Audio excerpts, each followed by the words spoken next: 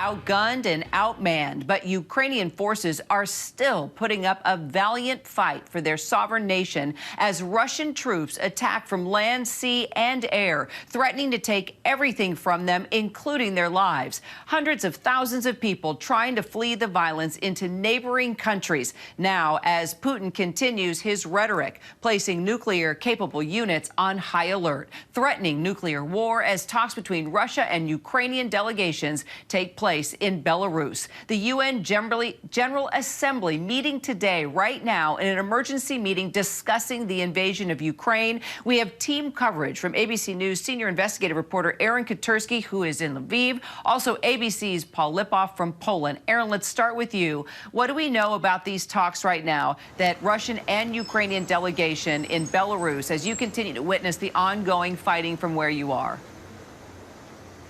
Those talks took place right on the border between Belarus and Ukraine in a small river town.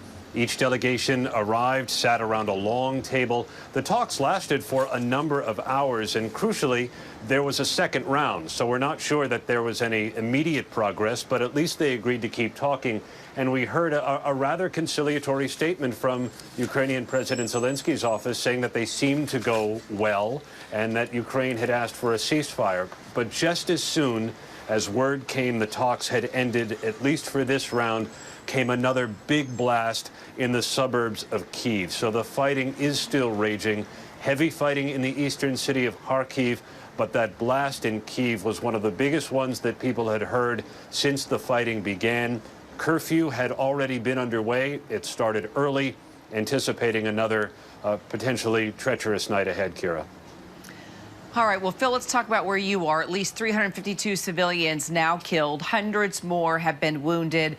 Even as Russia continues to claim that it's not targeting civilians, we have seen the images of terrified families huddling in shelters, basements, even in those metro stations, and the true cost of war visible in the faces of the 500,000 Ukrainians who have fled their homes already, and their jobs, and their country. So you actually spoke with a number of these refugees, even traveled with some of them. You talked to the mayor of Lublin there in Poland, where you are. Tell us what you've heard.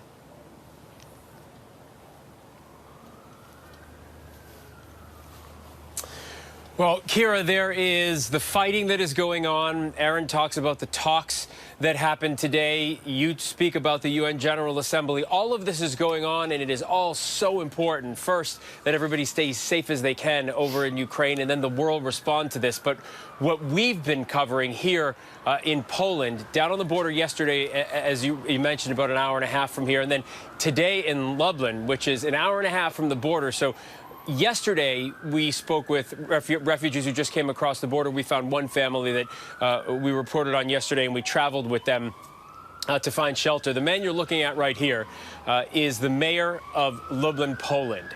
He came outside of City Hall today because on the steps were about 24 refugees, women and children, for the most part, who came across the border just after the fighting. Sorry about the siren.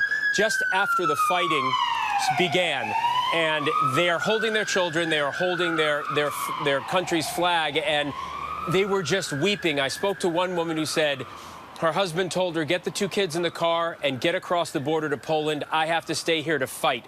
Her kids are under the age of 7. Her son is the oldest, and he has been asking nonstop, this woman right here, he's been asking her nonstop, when can we go home? Why is Daddy not here? Why is he fighting with a machine gun? Why does Daddy have a machine gun? And is Daddy going to die? And she is having to answer those questions, all while this is a trauma for her. She's trying to keep her kids safe and try to explain to them what's happening in this situation. But kids don't really get it. They just want their family together. And she is just one of, as you mentioned, hundreds of thousands who are pouring across the border with this uncertainty in their minds and in their hearts. Yep, that's the hardest part as a parent, is trying to explain war to a child. It's a hard subject to just grasp and understand. And Aaron, you know, it's not just Ukrainian soldiers that are fighting for their land right now. No, there's a whole civil defense force that's really been mobilized here. You know, as Phil mentions, women and children go across the border. The men have been conscripted into the resistance, even if not formally into the military. The president, Zelensky, released convicts with combat experience from prison today so they could join up, take up arms against the Russians. And ordinary citizens have been handed weapons and told to go and fight the Russians. And even if they're not taking weapons formally, they're making them. They're filling bottles with gasoline and rags as Molotov cocktails. They're forming up neighborhood watch patrols in their individual villages.